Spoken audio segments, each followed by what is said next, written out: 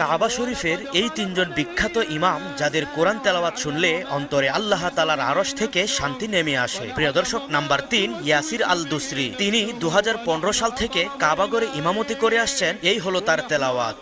وَلَئِنْ أَطَعْتُمْ بَشَرًا مِثْلَكُمْ إِنَّكُمْ إِذًا لَخَاسِرُونَ।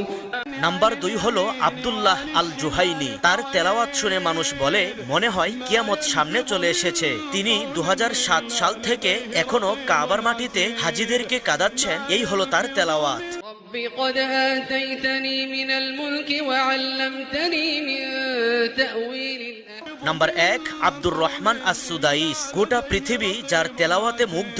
এই বিশ্বে লাখো কারি আছে, কিন্তু কাবার মেহরাবে 40 বছর দাঁড়িয়ে থাকা এটা খুব কম মানুষেরই ভাগ্যে হয়। 1984 সাল থেকে তিনি নামাজ পড়াচ্ছেন, আর এই হলো তার তেলাওয়াত।